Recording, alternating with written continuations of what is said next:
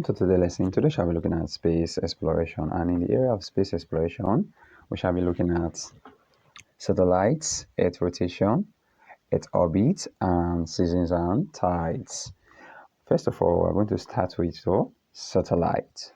Okay, what are satellites? Satellites are best defined as celestial objects or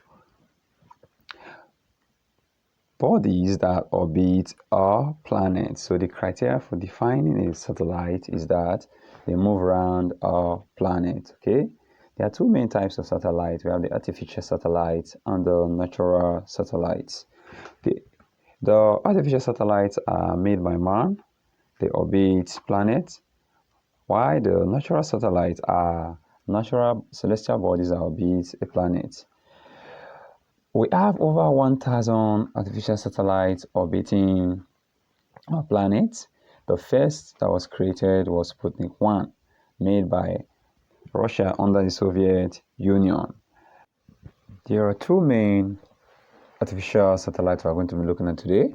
The first is called the International Space Station, also known as the ISS. Okay, it was created by a combination of different countries around the world, which include United States of America, Russia, Japan, Canada, and several of the European countries like Germany. Okay, it's very big. It's a bit big, very big like the size of a field. You can see it.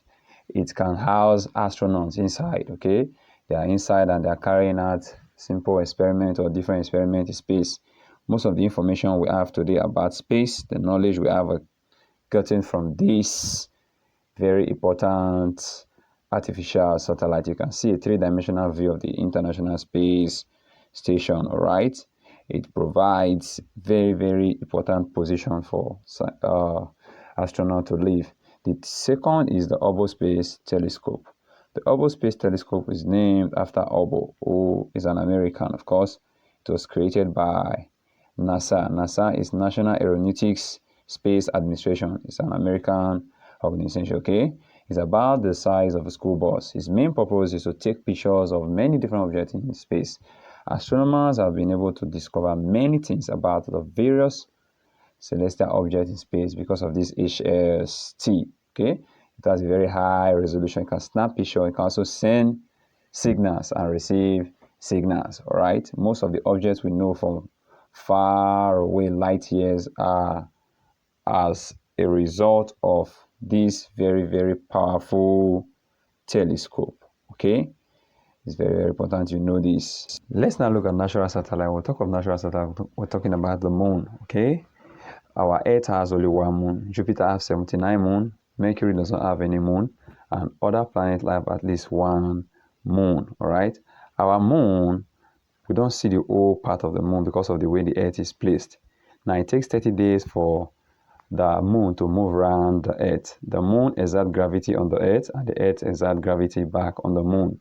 Okay, we can only see the part of the moon visible to us. Because of this, we now have 8 phases of the moon. We have the new moon. At new moon, we do not see the moon. We have the waxing crescent, in which the moon starts to get brighter, and then we have the first quarter. After the first quarter, we have the waxing gibbous, and then you have the full moon, and then you have the waning gibbous, you have the third quarter, and then you have the waning crescent. Okay, these are the 8 phases of the moon. Okay, take note, in full moon we see the whole moon, while in new moon we do not see the moon. Now, because of the gravity the moon exerts on the Earth, it sometimes pulls the ocean with this gravitational force and results to the rising of the oceans, which we call what? Tides. If the moon pulls the ocean, it creates what we call a high tide. But if the moon is attracted by the Earth, it creates what we call a low high tide. Let's look at Earth rotation. It takes 24 hours for our Earth to rotate on its axis, and our Earth is tilted at 23.5 degrees. And tilted, I mean it is a bit what? Bent. Now, the rotation of the Earth is what results to us having day and night. You must know this. When the Earth is rotating, as you can see, one part is facing the sun and the other part is away from the sun. This is why we have day and night. So, for example, if we are experiencing night in Nigeria, USA will be experiencing what? Daytime, which is the other part of the world. The world. Okay? It takes 365 days for our Earth to completely orbit the sun. All right? And I told you our Earth is what? Tilted at an angle of 23.5 degree. This bending of the Earth means that as it is orbiting the sun, part of it is facing the sun, while part of it is not what? Facing the sun. We divide the Earth into three parts. If you divide the Earth from the middle, you have the middle that we call the equator, while the upper part is called the northern hemisphere, while the lower part is called the what? Southern hemisphere. Now, during the rotation of the Earth, when it is tilted, and you can see the northern hemisphere is tilted towards the sun, they will experience what? Summer. While those away from the sun, that is the southern hemisphere, will experience what? Winter. Why? Because Earth seasons are what? Reverse. Okay? During another time like this, when the northern hemisphere is what? Tilted away from the sun, it will experience winter. Why? The southern hemisphere will experience what? Summer. I want you to watch this video and learn more about seasons. The Earth's axis. The Earth rotates on an axis. The axis is tilted at an angle of 23.5 degrees. The Earth rotates around its axis once a day. The tilt of the axis affects when seasons occur. When the axis tilts toward the sun, the northern hemisphere experiences summer, while the southern hemisphere experiences winter. In half a year, the Earth will revolve elliptically counterclockwise around the sun, while the axis stays tilted at 23.5 degrees.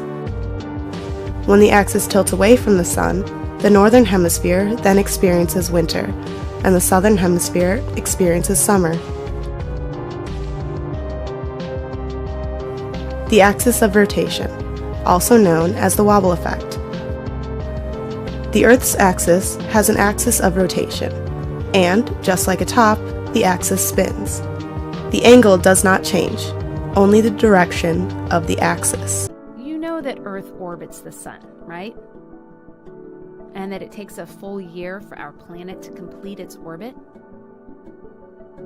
Earth also rotates like a slightly tilted spinning top.